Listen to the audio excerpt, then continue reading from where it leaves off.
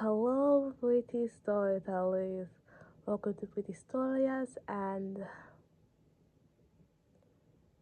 well, I plan to come out once I return home because if you could tell by how I record in my previous videos, there was no free spaces, and so far this is the longest time that I kept a roommate. So yeah, it's pretty difficult to find quiet spaces now. So I decided once I return home for Christmas break, I'll do this coming out video. So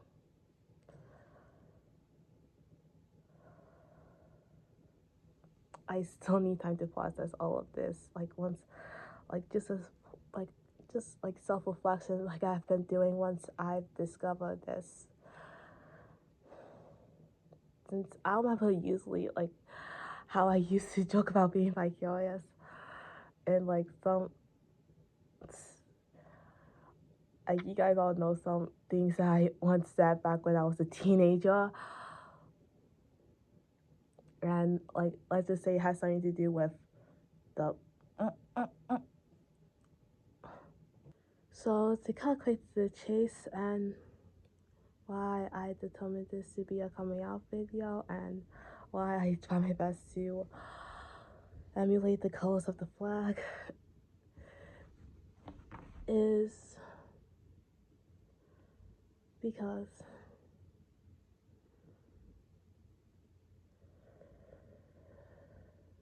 if you read the title, I am demisexual / demi-romantic.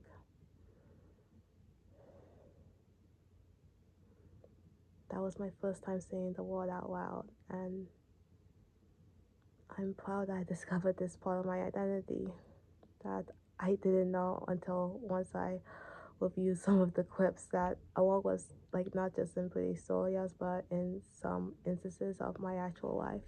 So if you don't know what demisexual, demi-romantic, or as I like to call it, just demi in general, in the sexuality or romantic side of things, it's so basically demi means that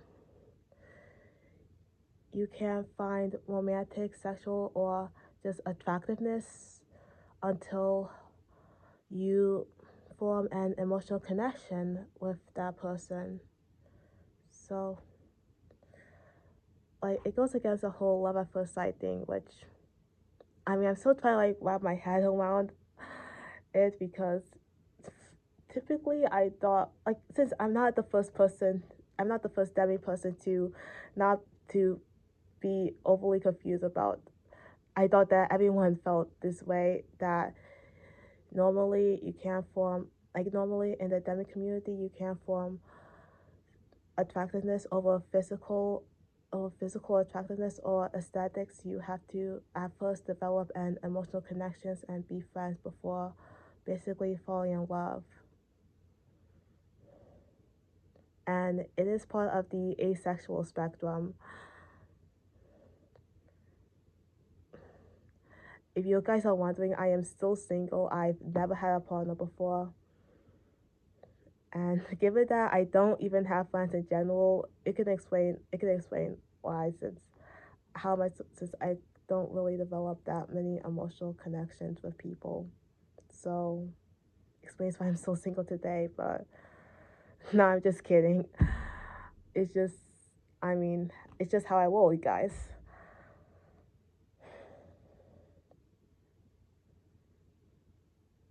And so looking back at some of the times where I had short attractions over some things, and even when it comes to how I always mentioned that I never had a celebrity crush before, or I rarely get crushes on fictional characters, which you can see in one of the clips that I showed that hinted at my demisexuality in the past. Then yeah, it's just a part of my identity that just feels truest to me. My favorite character used to be Theodore, and Theodore was like the closest thing, like, fun fact is that Theodore was the closest thing that I ever had to a childhood crush. Since I wasn't really the type to like get infatuated with like sort of like fictional characters, such as how people like start to have these like such as how people start to have crushes on like for example, let's say fictional golf goals or fictional nerdy goals or like those fictional dumb jocks or those hot redhead characters. Like you guys all know the types. But like there's just something about Theodore that like he was the closest thing that I ever had to a childhood crush. And are you afraid of getting your heart broken? Ooh. If we open ourselves to love, we have to be prepared to get hurt. Yeah, even though I never fell in love before, that's like some wow, like yeah, I totally agree with that. But it means you could realize you like him better. Well, I do like him better, but the way you're putting it, it's making me feel all types of ways. Yeah, I mean, before I was like trying to like hang out with Ben just so I could get his vote, but now I'm actually feeling like some sort of connection. I mean, I still like Theo and stuff, but Ben is like, I don't know, like what he's saying all of a sudden make me cry. Well, I don't know where to get started when explaining how I discovered my demisexuality, either because I like based on our conversation on AI determined my out my sexual identity to be demisexual, panromantic, and queer. Which I mean, you don't always need to trust AI, but it's just like a quick little discovery that I figured based on our conversations. And or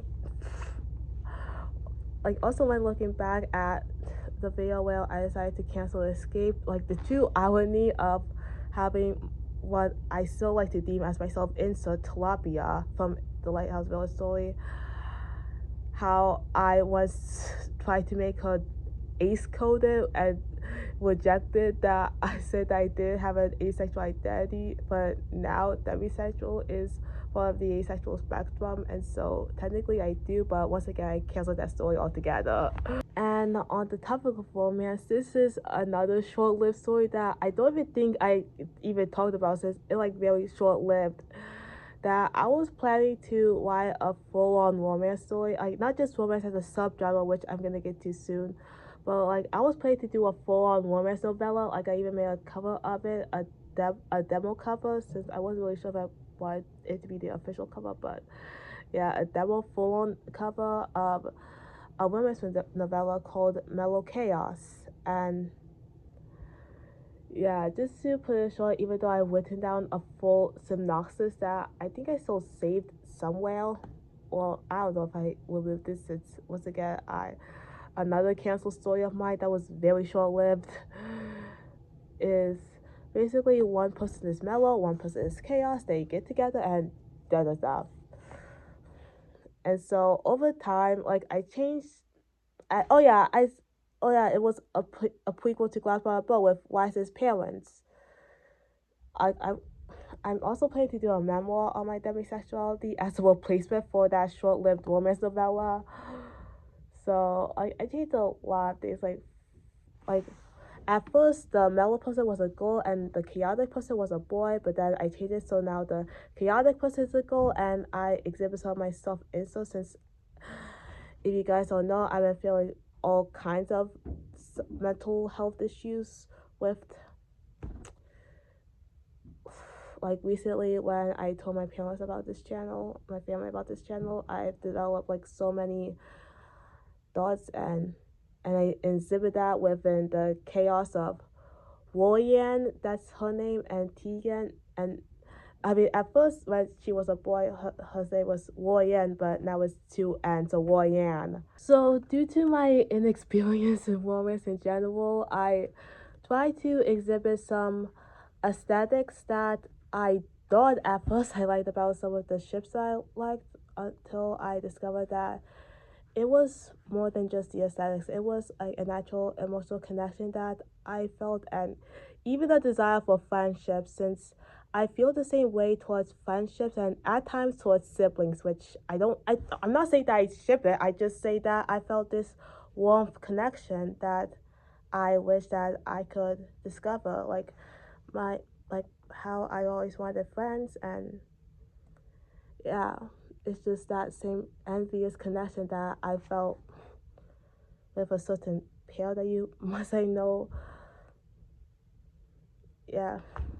And so yeah, just that warmth and connection, not just the aesthetic. So when I discovered that part about me, then I decided to cancel my little chaos due to that inexperience of how to write romantic connection without feeling it, since I didn't really feel the connection that when I tried to when I tried to write this romance novella.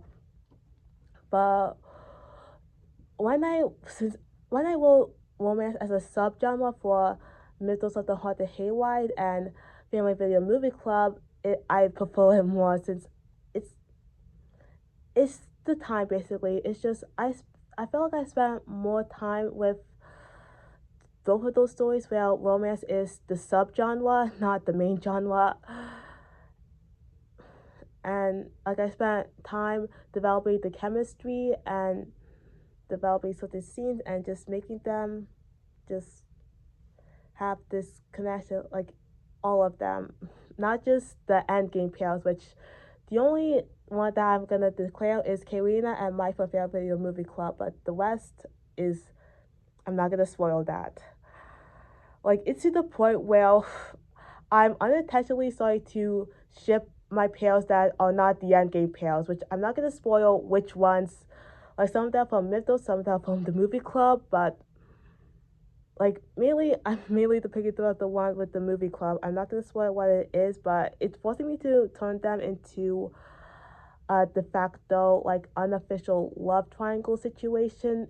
Except it's not really like it's really subtle since you don't even know it that it is based on the subtle chemistry of the three of them. I mean, not the three of them, just the two pairs that have this one person. I'm not even gonna spoil the gender. That's how secretive I am when it comes to this. So it's like this two irony that even when I create my own pairs, I can't be satisfied knowing that my end game is technically not what I prefer to be, but it's still like now like if people start complaining about, hey, how come you didn't have this ship to be your end game when they clearly have more chemistry, then trust me, I feel your pain. And having this subtle harem like situation be a part of both Mythos and the movie club, like it's kind of pointed out more obvious in the movie club where like really especially when it comes to the bachelor trio of Charlie, Alec, and Briolyn. I like to call it the bachelor trio since they're the only singles in the club. I mean, I'm going to make a updated version of the Family Video Movie Club, like unscripted, where I discuss all the characters now there, just to update it from 2022 since a lot have changed from them. But yeah, the Bachelor Trio, I'm gonna get to more to how their situation and how their approaches of love, like both with each other and with other people, especially with Charlie, that I gave her loads of different love interests throughout the series. Like the Bachelor Trio, when it comes to their experience on romance, is so chaotic. But when it comes to the Mythos gang, then it's like they have actual monsters and paranormal creatures to be dealing with. That romance is just not on the radar. Like there's much more important things that knowing who gets together. Okay. Okay, just a quick little funny fact. But once again, to get back on just coming out as demisexual and demi-romantic, it's like discovering my true identity and basically just who I discovered that I am, the person that I am, and I fully accepting it. So I would like to end it off here and just be on the lookout for a memoir that I'm working on just to replace the flopped novella that I wanted to do. That will get into more of my touch on the experiences on how more of my personal experience as a memoir of like the hints of my childhood of how I discovered that I was demisexual, since I grew up on Disney Channel when I was 6 years old, and I developed no feelings for any of the characters. Disney Channel with the celebrities, no romantic attraction, okay? Like, that's gonna be in the memo. I'm already writing notes, so be on the lookout for that. And given how underrepresented I feel the demi community to be on the LGBTQIA plus spectrum, then if you guys want to send me some demi material, then please let me know. Or examples of demi characters, then please let me know, just so we don't feel alone. Anyways, thank you so much for watching this, and like that's why I created a memoir, so just to add in some more representation of the demi community, since I feel like it's really needed and appreciated. But anyways, thank you guys so much for watching, and I'm so glad that I finally come out after days of discovering this about me. So once again, thank you so much for watching this. Please feel free to share some of your demi experiences or any experiences if you're a part of the LGBT, or just experience in general, even if you're outside of that. Anyways, I can't. Okay, how many times am I gonna say thank you? So, anyways, yeah, you already know. So, goodbye, and thanks for coming to my coming out.